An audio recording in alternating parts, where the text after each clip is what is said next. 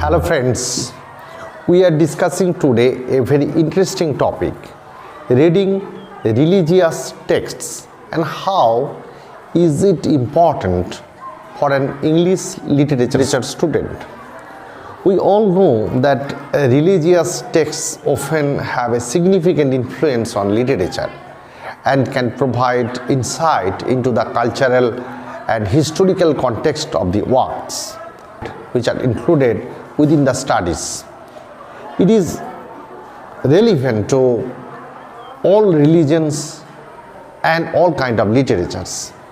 Notably, the Bible and other Christian texts have had a profound impact on Western literature, and many works of literature contain references or allusions to religious themes, characters, or events.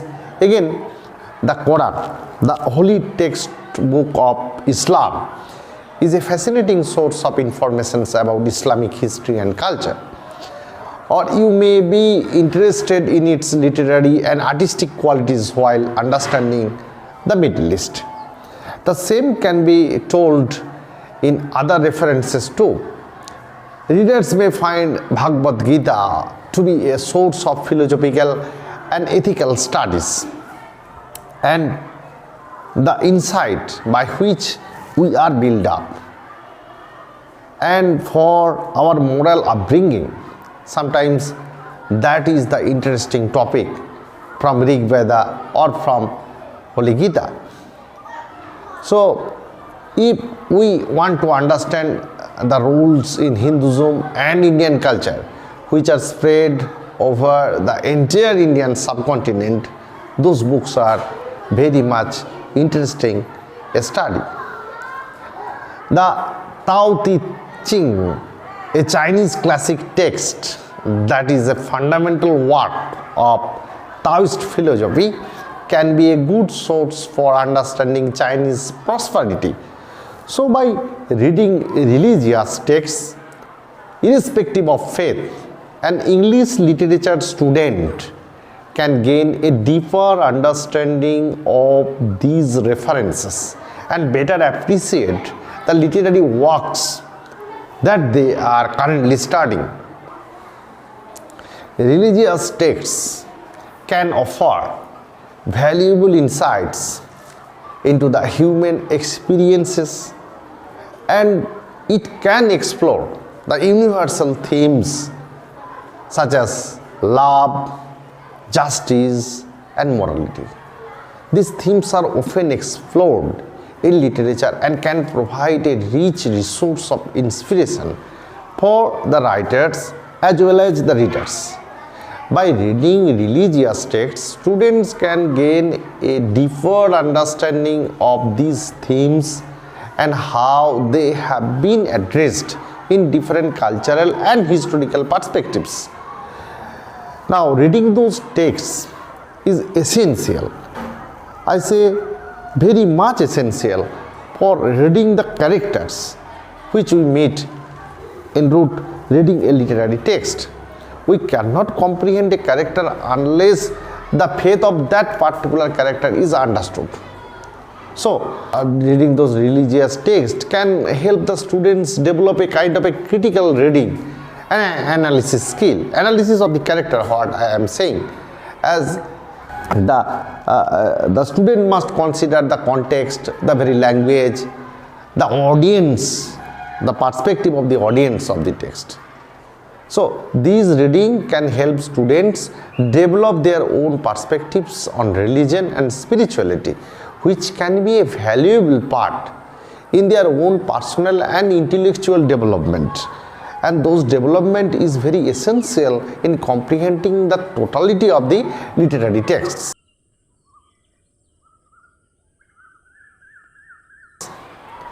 Now, how do you motivate someone? How we can motivate someone to read religious texts secularly? That's very fascinating study, or that's very interesting study. Motivating someone to read religious texts secularly can be a challenging task. It may require a shift in perspectives and a willingness to approach the text with an open mind. I perceive a student is an open mind, and he must read the holy text of anybody's with diligence, only to know his own proper study properly. If you are a student, you must read them for your studies, for better understanding of the literary text. I am advocating a kind of secular approach. First of all, you should focus on the historical and cultural context of the text. As a teacher myself, we must encourage you that you must read this kind of text. The religious text might be a kind of a self-taught. Now, read the religious text within the references of the text, of the literary text that you are reading. Time, place, and why they are written, just try to comprehend. A sense of relevance or an interest in material is first of all needed to comprehend a kind of a literary text or a comprehension of a religious text. Now, there are so much of the valuable lessons of morality, of ethical behavior are there in the religious way of thinking or religious way of text. Now, approaching those texts may be appealing to someone as morality of that text can appeal you. But even if it does not appeal you, the literary text or the religious aspects of the material can be a healthy study for understanding the people of that beliefs. So it is better to approach the text with a critical eye, asking questions, seeking out multiple perspectives. This can help make the material more engaging and thought-provoking. In fact, there are different ways to make the religious text relevant to a person's own life. As a student, you should be open-minded to see how the teachings and lessons in the holy texts, be it in Bible, be it in Qur'an, be it in Bhagavad Gita or in Rig Veda, it can be applied to their own life and experiences. The principles, the rules, a few of the common rules that you can easily copy. This can help make the material more meaningful and relevant. From every end, we should offer support and encouragement to you. As a teacher, I should encourage you to read any of the holy text, irrespective of your faith, because it makes you a good student and a good human being in long term. We need to encourage and make an environment in a collective way. This is the time of hostility. This is the time so many of the terms or tug of war is there in the name of religion. But I offer support and encouragement. From everybody's end, there should be a kind of a sense of community feeling or a kind of enjoyable experience can be shared when that student is reading the religious text for their studies, for the understanding of the other people. That's the true meaning of the secularism, and I appreciate that.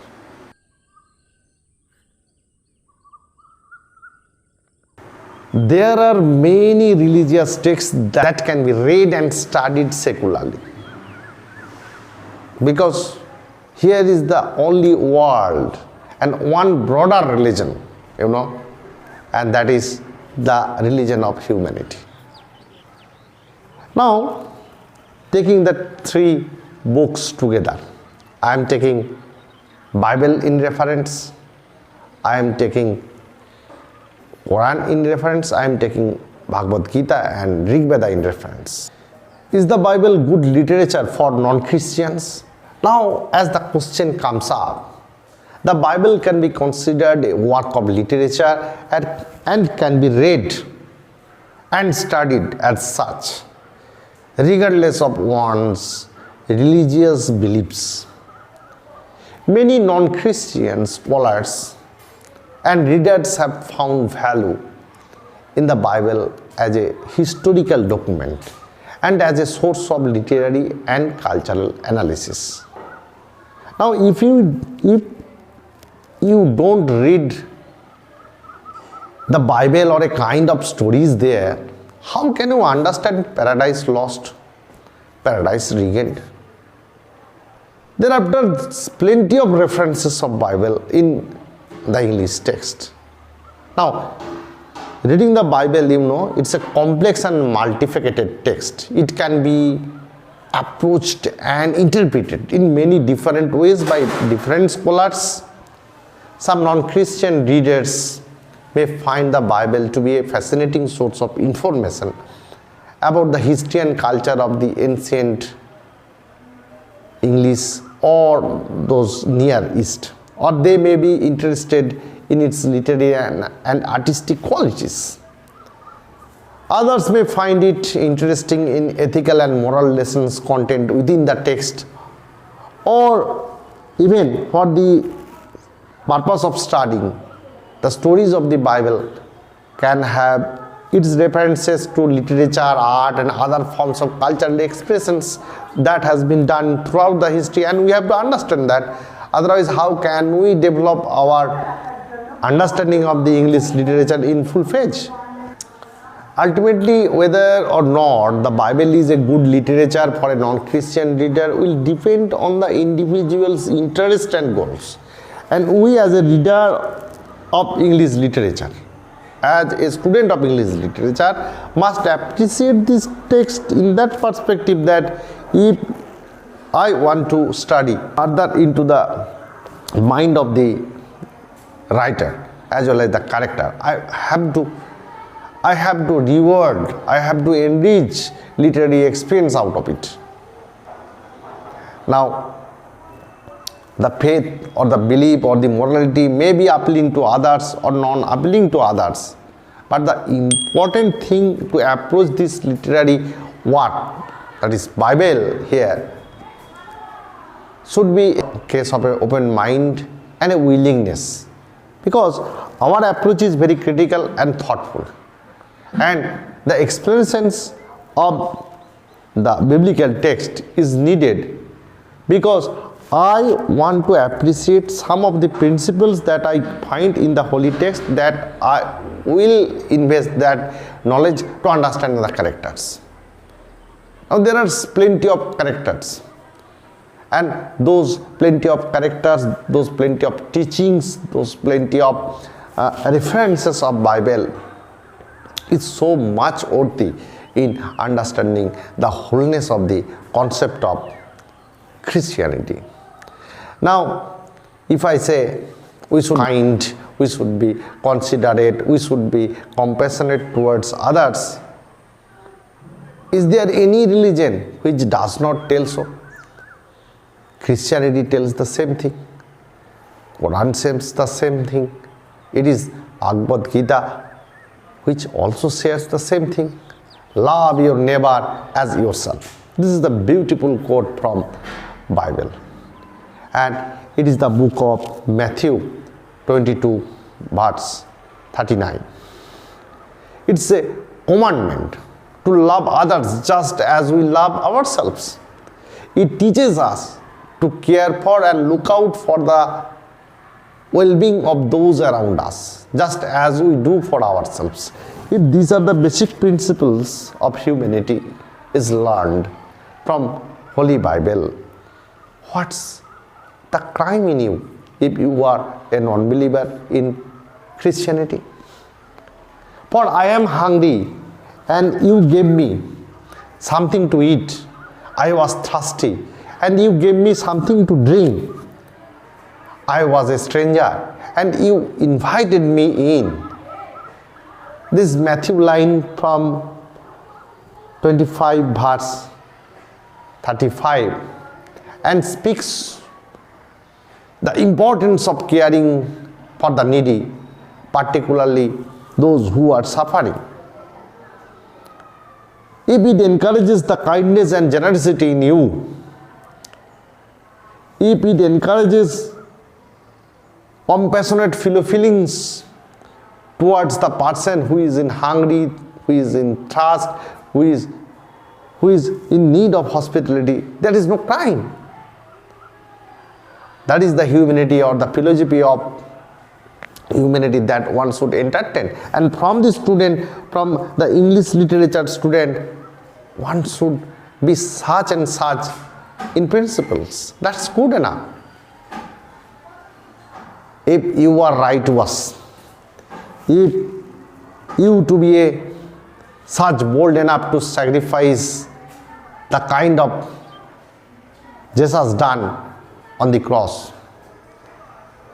So, if Jesus took the kind of punishment for the sins that we have committed, as the biblical story told, and how he has made the way to our reconciliation with the God, and how he teaches us to lead a life of righteousness.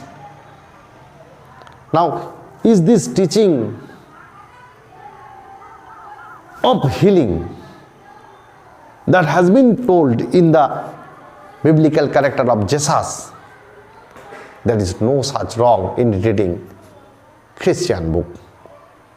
So believers or non-believers of Christianity does not make a sense in taking out the gems out of any book.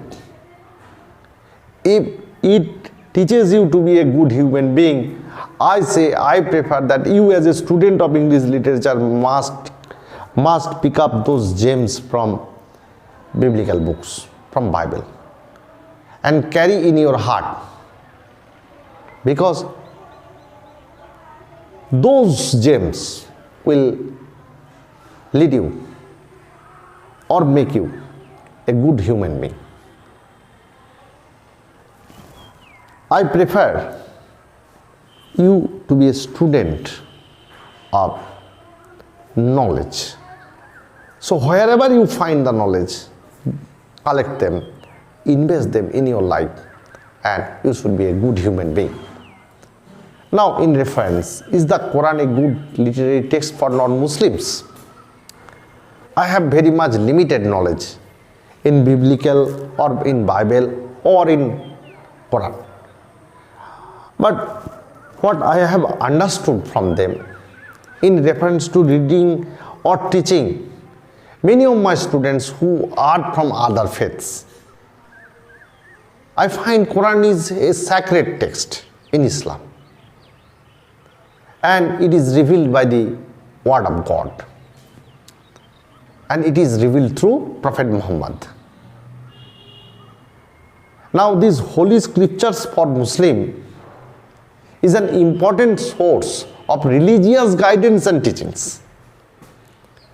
While the Quran is primarily revered by Muslims as a religious text, it is also considered to be a work of literature in its own rights. It contains a kind of a wide range of themes and subjects, including stories, teachings, moral guidance, and its language and style have been praised for its beauty, for its eloquences. As a non-Muslim, if you are a student, irrespective of your faith, you may find Quran to be an interesting and motivating a kind of a reading. But your approach should be polite one, respectful one, understanding one. Now, millions of people around the world have this faith in this holy book, that while you are reading this particular text of Quran, the holy book, what you are reading, irrespective of your faith, irrespective of your particular guidance to that or particular knowledge to that belief, you must take this text and find out the human quality out of it. Multifaceted and several interpretations are there and understandings are there. Now, as a student, you must take the gems out of it. Your approach towards this holy book of Quran should be open-minded and with the intention of willingness to learn. The point is that you never read to confute or contradict. Then it should be rewarding and your literary experience should be a good one. So, in the 7th century, when Prophet Muhammad got those holy teaching, now as the believers of this fascinating text of Quran, take this, that they are uttered from the mouth of God. And you are reading this particular text to understand the culture, the history of the Islamic culture, Islamic tradition, and by which whenever you are reading the text, whenever you find a Muslim character or which covers the religious themes, you can comprehend that character in complete sense.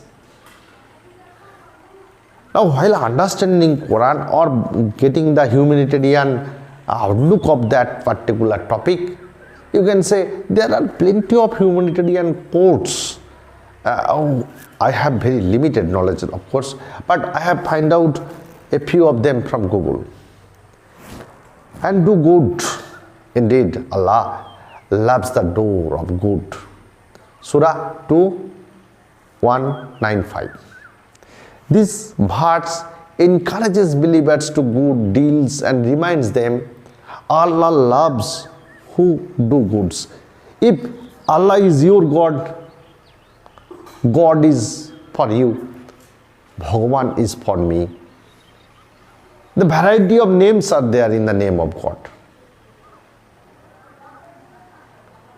Again says, God enjoins justice and doing of good to others and giving like kind rate. So these are very parallel to the other texts of other books. Very simple, very humane and very down to earth. Doing just, doing good, doing love, never to hate anybody can be the principles of any religion, and that's true. Doing righteousness, never to hate others, these are the old teachings of Islam. Many of the lines say so. Now, can a non-Hindu read the holy text of Vedas or Bhagavad Gita? The Vedas are a collection of ancient Indian texts that are considered sacred scriptures in Hinduism. They contain a wide range of materials including hymns, prayers, rituals, as well as philosophical and ethical teachings. The Vedas are considered to be the oldest and most important text in Hinduism. Either it can be taken as a text that can be written or that might have been written much later after the oral versions dying out.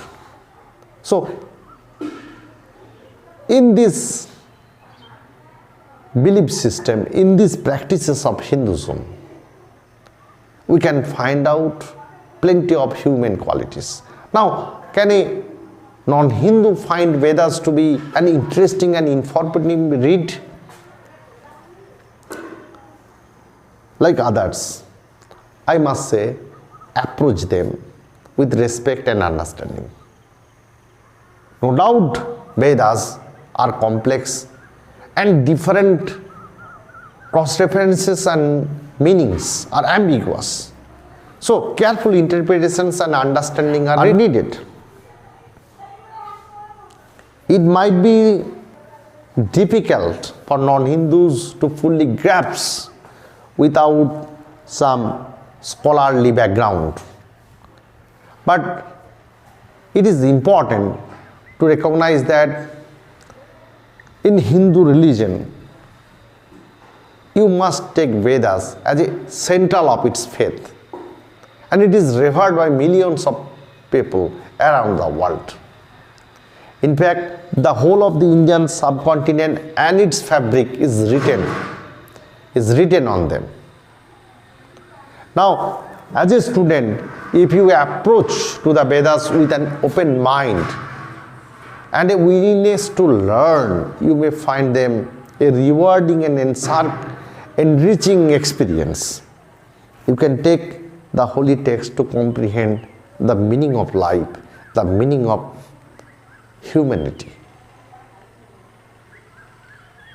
Here I quote a few of the lines from Rig Veda. Of course, I have googled it.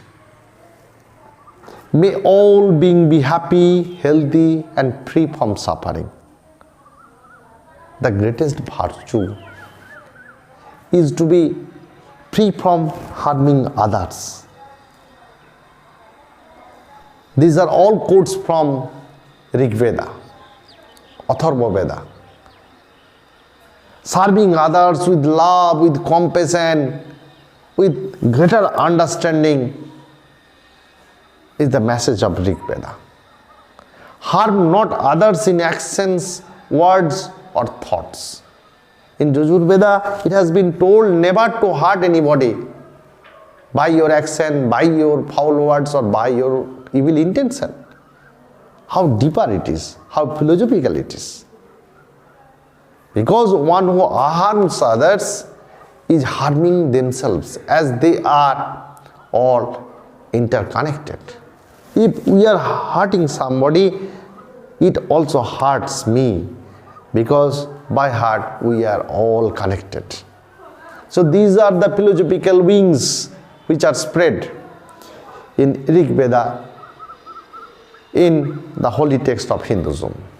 You as a student must grasp those ideas, acknowledge the principles of rights and wrongs of humanity, and invest those learning in comprehending the texts that you pass through in your literary course. Now, text of Bhagavad Gita, it is the Hindu scriptures that is a part of the epic Mahabharata. Here, Arjuna and Lord Krishna is conversing, and the entire verse is a philosophical treatise, and the central text of Hinduism, it forms gradually Bhagavad Gita, the teachings of Lord Krishna to Arjuna. Now, as a non-Hindus, in any of the faith you belong, dear my student, any of the faith you belong, you can get the philosophical knowledge out of it, the ethical insight out of it. Now, why these teachings of Bhagavad Gita is binding the wholeness of Hinduism and Hindu culture, Indian culture? Just take a few of the humanitarian quotes from Bhagavad Gita. What the teachings are there, how it is the impact of any human being. If you find any of the characters anywhere in comprehending any of the literary text that you find into your understanding of any of the literary texts. Now, there are plenty of lines from Bhagavad Gita. Now, Bhagavad Gita is one of the famous quotes that I oftentimes get to know, that doing your own duties, Gita suggests that it is better to die while performing one's own duties rather than trying to do the duties of others, which may be accompanied by fear. So dutifulness is the knowledge that Gita prefers.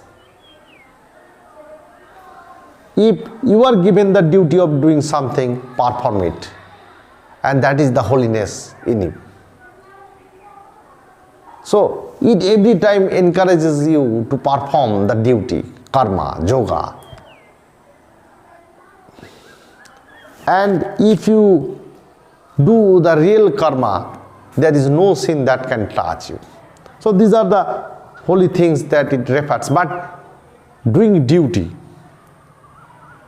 and doing duty is the greatest of the work that you are doing, and making that knowledge in you is a good thing even for a student.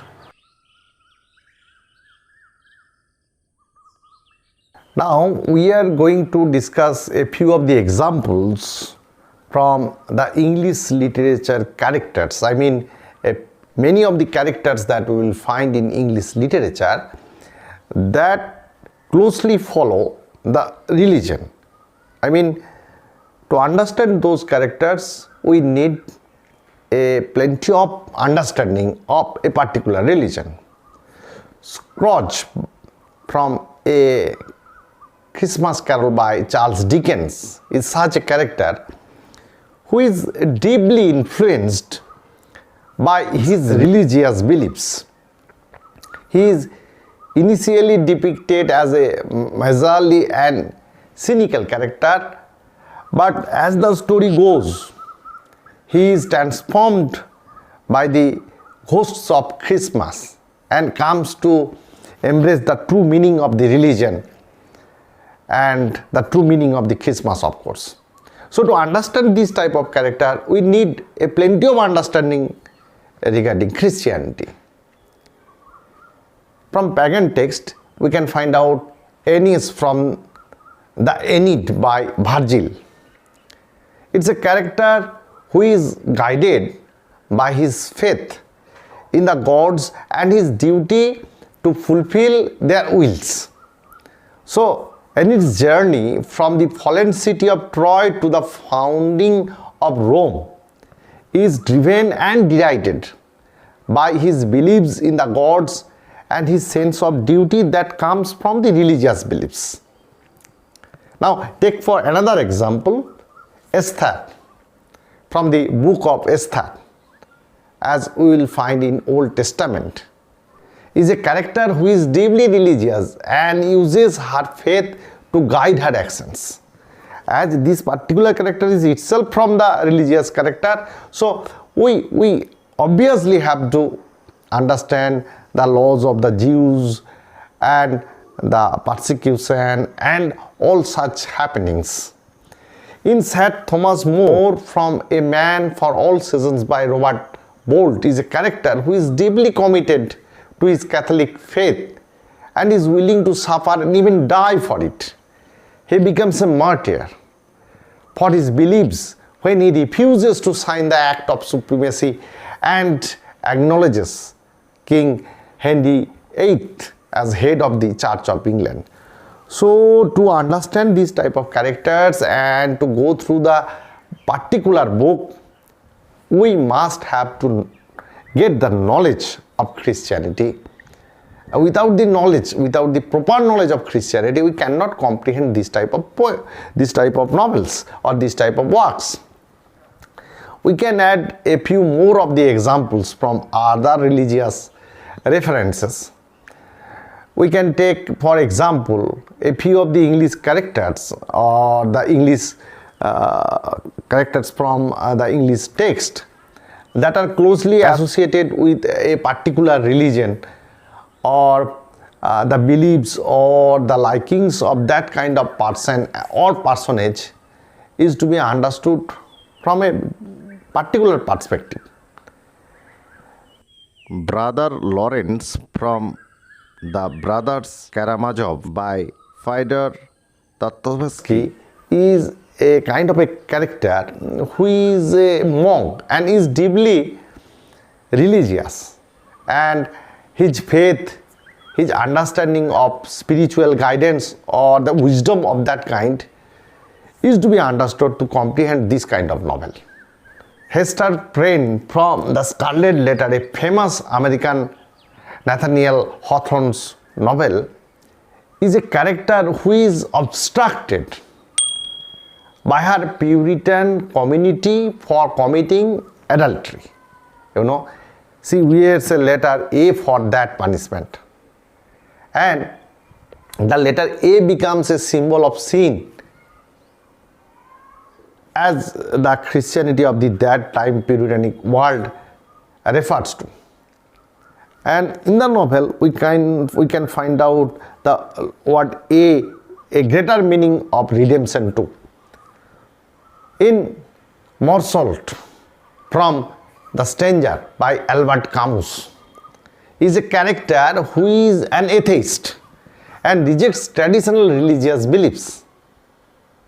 Now, what comes in front of him is the very death of his mother, but he ignores it.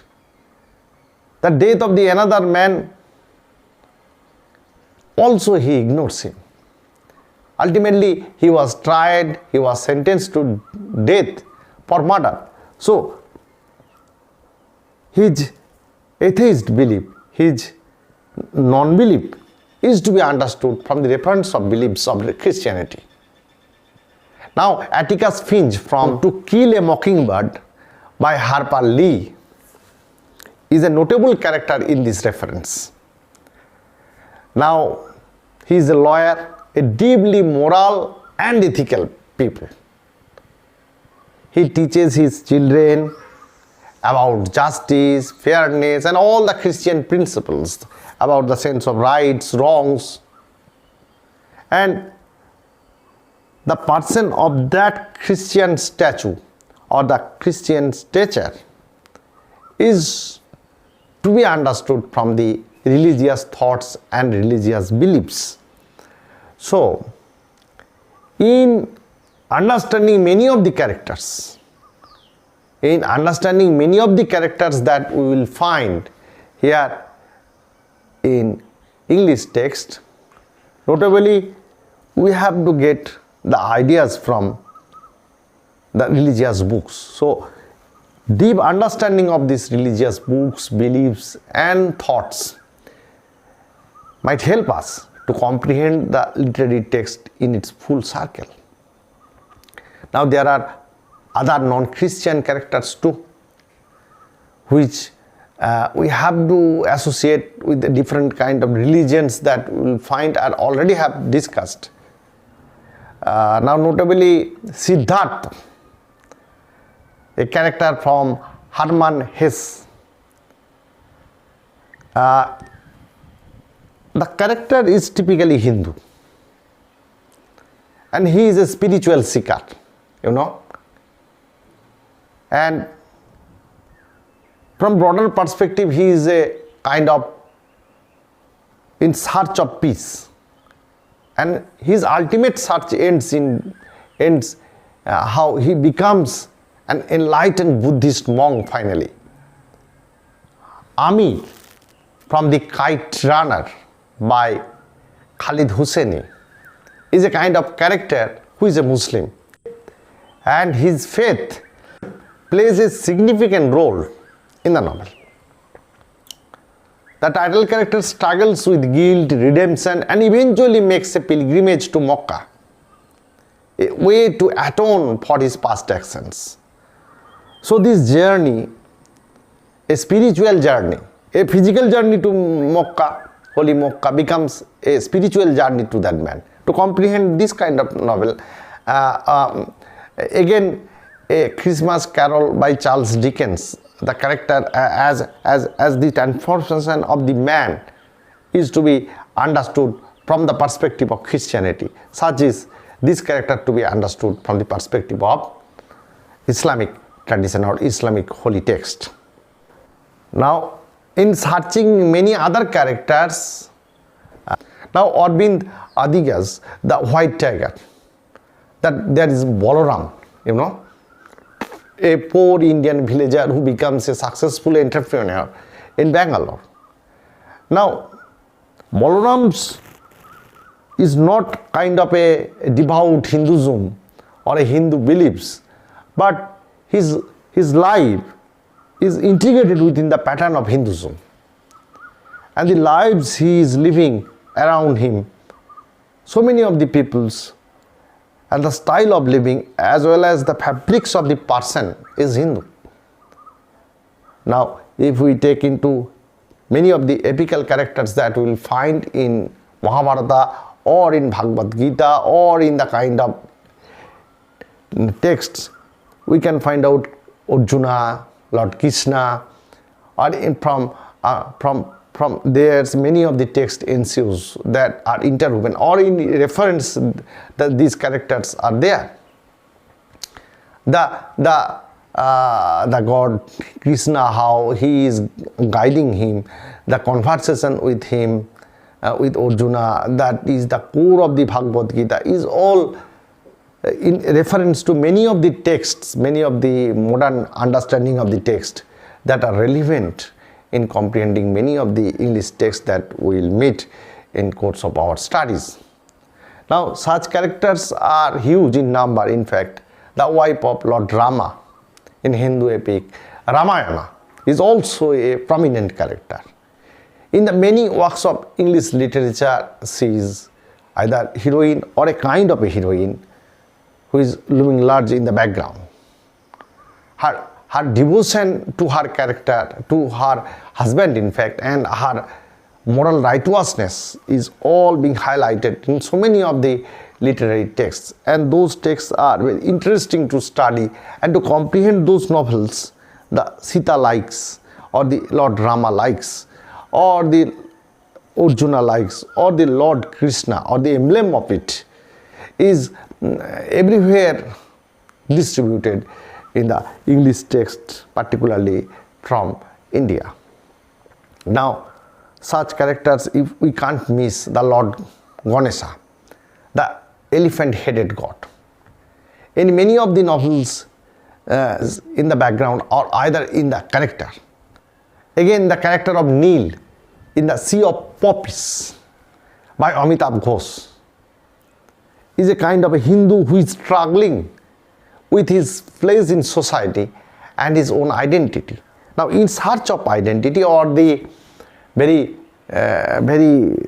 caste culture or the kind of Rajput community, these all are being discussed in this particular novel, but somewhere we have to understand Hinduism, we have to understand the very fabrics of Hinduism and its religious understanding so as to comprehend this novel in its full circle.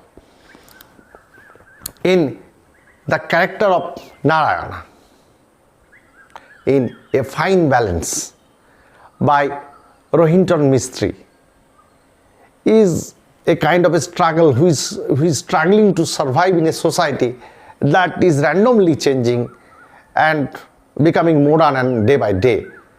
His traditional craftsmanship and how he finds it increasingly difficult to make living at this critical juncture is in discussion here. But here the main character is also being seen through the perspective of divisions of trades that Varnashrama or the divisions of different kind of caste cultures according to their works is being put into discussion. So we have to understand the very fabric of Hinduism or Hindu texture of religion, otherwise we cannot comprehend this type of story.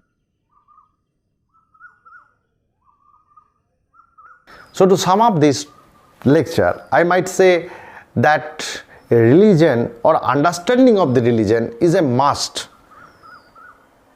at least in a novice way. We can get the very outline of the stories, outline of the teachings of the many of the religious texts. With the limited short span, I have discussed three major religions in this world: Christianity, Islamic traditions, as well as Hindu cultures. But there are so many of the cultural references, so many of the religious references that I have missed, but that need to be studied.